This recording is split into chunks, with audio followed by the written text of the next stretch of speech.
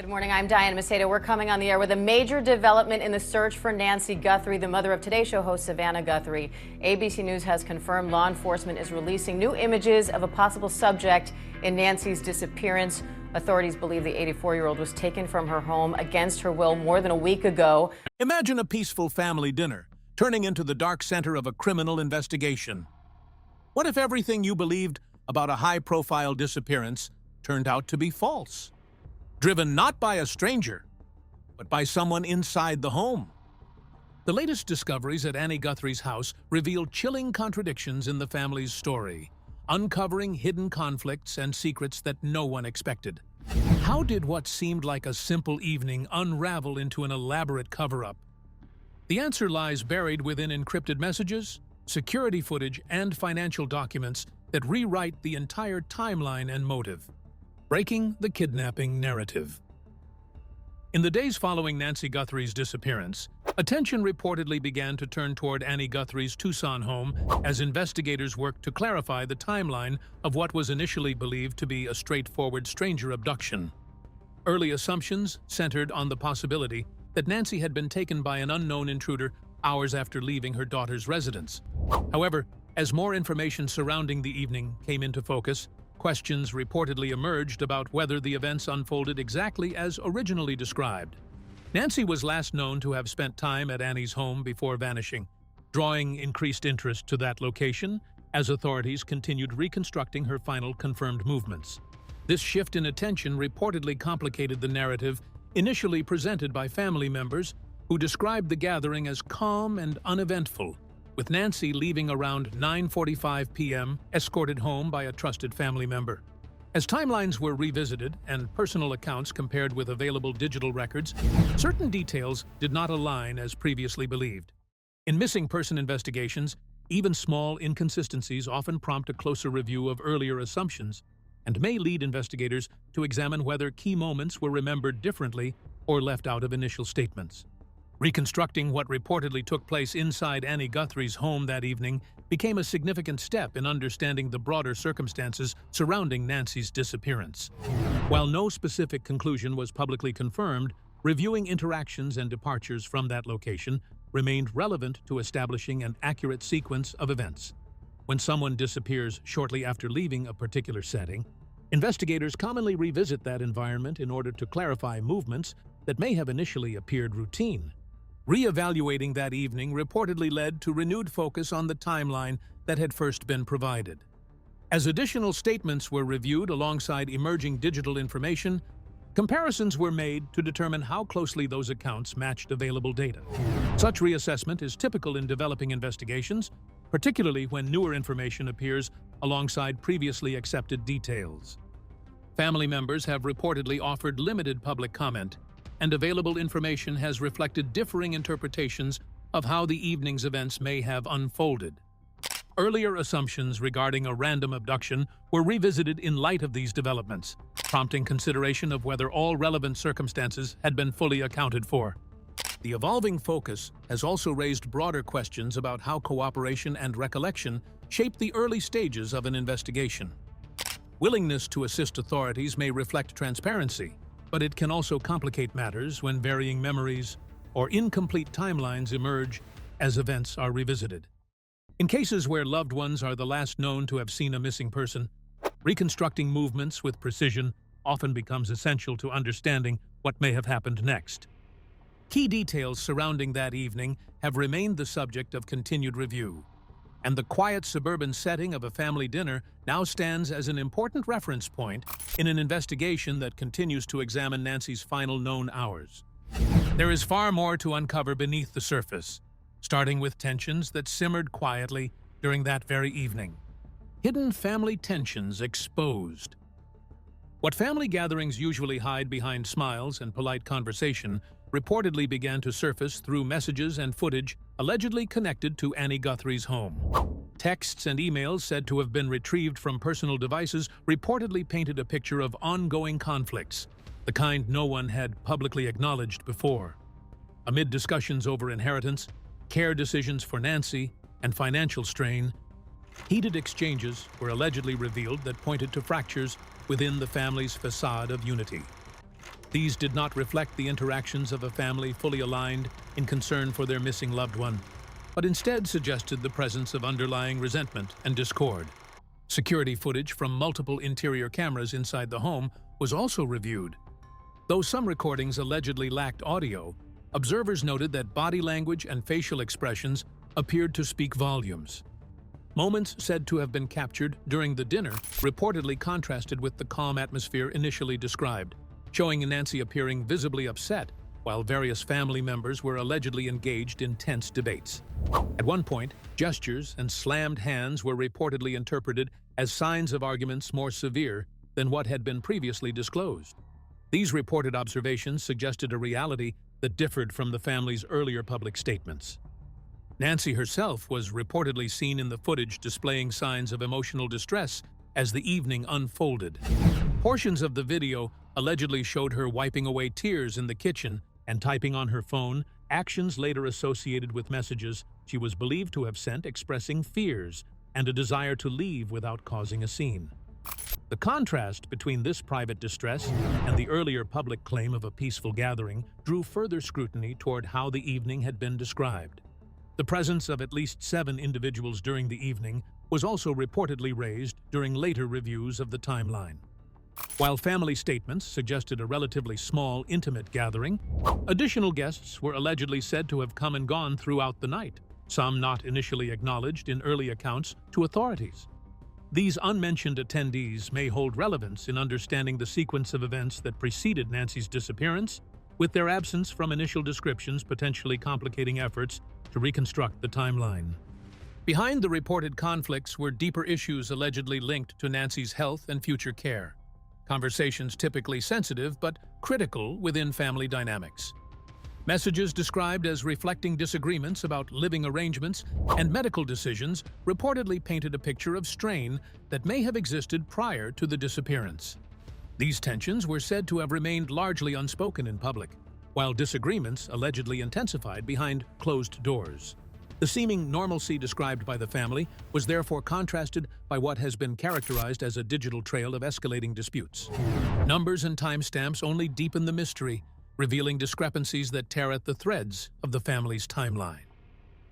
Timeline inconsistencies and digital evidence. When family members told investigators that Nancy left Annie's house around 9:45 p.m., their account reportedly appeared plausible on the surface. However, data said to have been obtained from smart home systems and cell phones allegedly presented a different sequence of events, calling aspects of that timeline into question. Annie Guthrie's security system logs showed the front door opening and closing at approximately 8:47 p.m., nearly an hour earlier than the reported departure time. After this recorded activity, no additional entries were allegedly logged until well after 11 p.m., conflicting with the timeline initially described by family members. Cell phone location data allegedly added another layer of concern. The phone belonging to the family member who drove Nancy home was said to have remained at Annie's residence until about 8:50 p.m., before moving in the direction of Nancy's neighborhood and arriving around 9:15 p.m., approximately 30 minutes earlier than their stated timeline. After remaining in Nancy's neighborhood for roughly half an hour, the same device was reportedly traced to an entirely different location rather than returning to Annie's home, allegedly suggesting additional movement not reflected in the family's account. Nancy's own phone activity on the night in question was also reportedly examined. According to location data said to be associated with her device, the phone allegedly stopped transmitting signals around 8:52 p.m. while still in the vicinity of Annie's home. It did not update from her own residence later that evening, allegedly contradicting claims that she had been safely dropped off at her front door. The loss of signal was interpreted by some as consistent with the possibility that the device may have been turned off or otherwise disabled near Annie's address. The family member who reportedly drove Nancy home has maintained a consistent account, stating that he dropped her off and waited until she was safely inside before leaving. However, the home security system at Nancy's residence recorded no movement during the time period around 9:45 p.m. No door activity or doorbell alerts were allegedly registered, and there were no entries logged into the premises during that time frame. This absence of recorded activity has been cited as potentially inconsistent with the stated drop-off account and has prompted further examination of what may have occurred during that critical window. Family members who were present at Annie's home that evening reportedly offered varying recollections of events, which allegedly introduced discrepancies when compared with available digital footage. Individuals mentioned in some accounts were not visible in certain video recordings, while others who appeared on camera were allegedly not referenced in initial descriptions provided to authorities. These inconsistencies have complicated efforts to establish a complete and accurate timeline of who was present and when. Taken together, these reported timeline conflicts have been cited as grounds for revisiting earlier assumptions about the sequence of events. The movements captured through cameras and device data were examined alongside witness accounts in an effort to determine whether events unfolded differently than initially described. Investigators have reportedly focused on these discrepancies as they continue reviewing the available information related to Nancy's final known movements. That web of time and technology leads to the deeper motives that could explain such a complex deception. Financial motives surface. Information reportedly connected to Annie Guthrie's home allegedly brought financial matters into sharper focus, introducing a possible investigative direction tied to wealth, inheritance, and mounting personal pressure. Nancy Guthrie was said to have built a substantial estate reaching multi-million-dollar value through ownership of properties, financial assets, and life insurance contracts. Materials allegedly associated with her financial planning referenced proposed changes to her will, which were believed to include revisions that could disinherit certain family members. Handwritten notes found within Annie's home office allegedly added further complexity to the situation. The pages were said to include calculations estimating the estate's value, along with references to discussions about how Nancy's upcoming will revisions might affect future distributions. Some of the documents reportedly mentioned scheduled appointments with Nancy's legal counsel that were expected to take place only days after her disappearance, a timeline that was allegedly viewed as significant in understanding potential motivations tied to estate planning decisions. Financial strain reportedly formed part of the broader family dynamic leading up to Nancy's disappearance. Nancy was said to have received multiple requests for large loans in the past, which she allegedly declined, leading to frustration among certain relatives.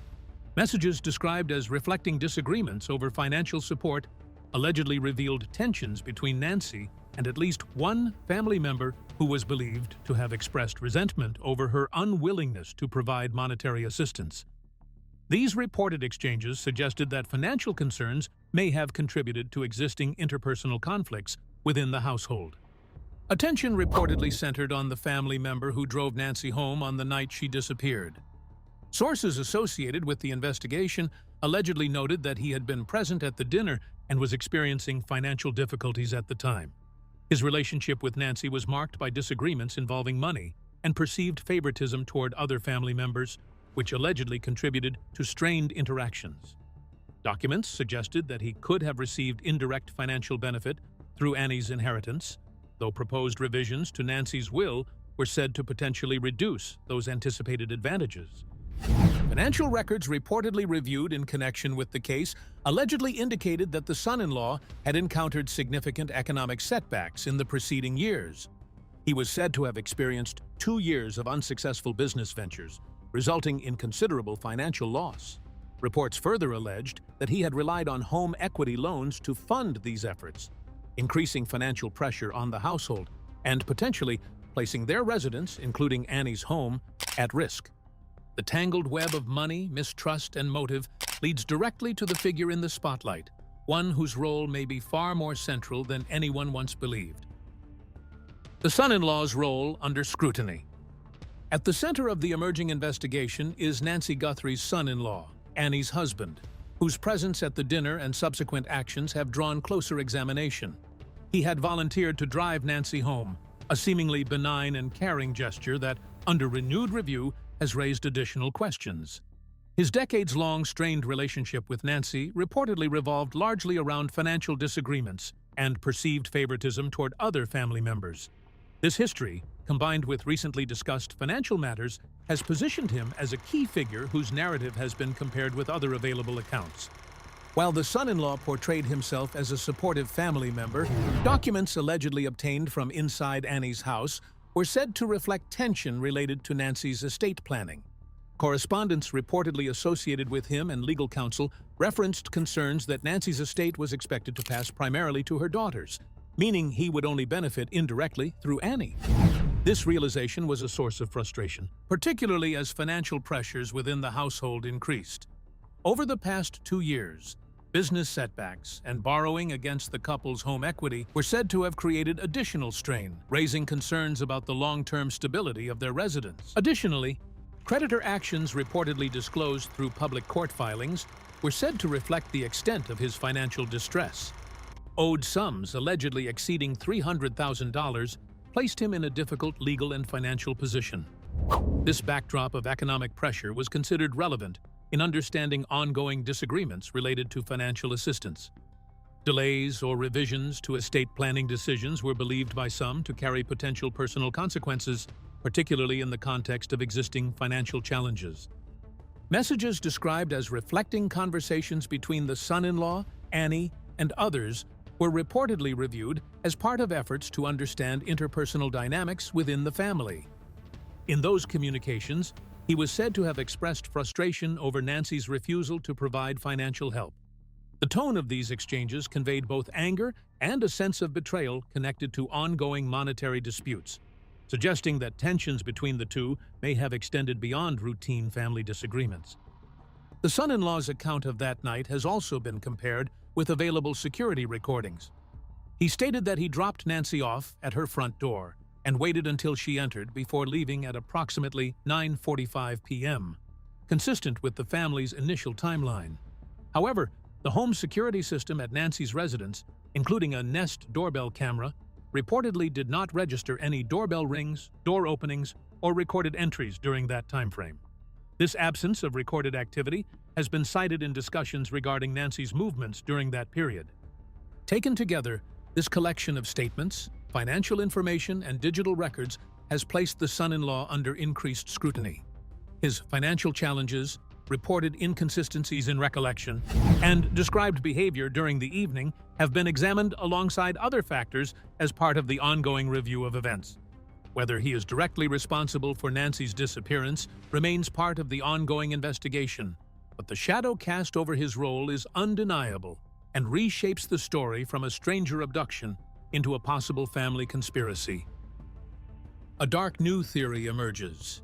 As the investigation into Nancy Guthrie's disappearance deepens, a chilling theory has reportedly taken hold, one suggesting she may never have left Annie Guthrie's neighborhood alive. Information associated with the timeline has allegedly pointed to the possibility of a confrontation at or near Annie's home that may have preceded Nancy's disappearance, followed by a scene later believed to resemble an abduction from her own residence. This development has been cited as challenging the earlier stranger kidnapping narrative and has reportedly raised the possibility of involvement by someone known to her.